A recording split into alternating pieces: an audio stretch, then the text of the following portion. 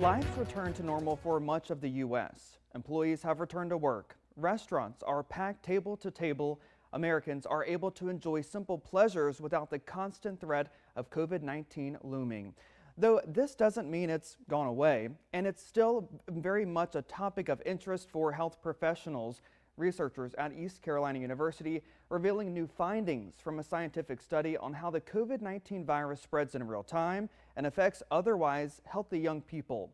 News Channel 12's Amanda Denise is live in Greenville with the latest details of the findings. Amanda.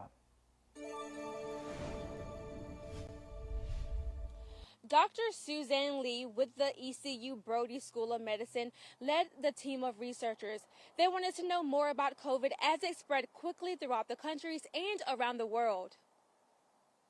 The study here at ECU started in the early days of the COVID-19 pandemic, even before most people had access to newly developed COVID-19 vaccines.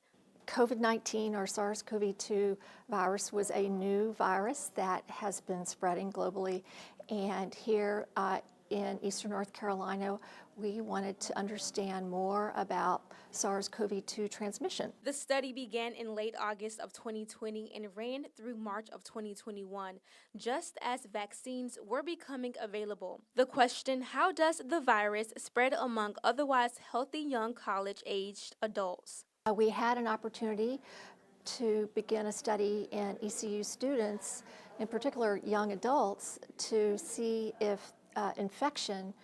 what we understood about infection was similar in young healthy adults compared to what we were learning about, say, hospitalized patients. 136 people participated in the study, and a little more than half of those were random students. Others were invited to participate from Greenville and around Pitt County to form the needed sample. We felt like it was important to provide that contribution to our understanding of seroprevalence across the state, and wanted to use this opportunity to look at ECU students the way that other universities across the state were also looking at their student populations.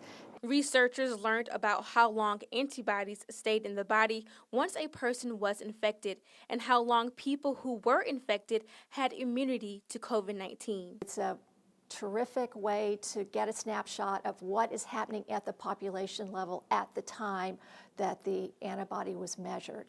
And that helps us understand how the virus is actually traveling through the population.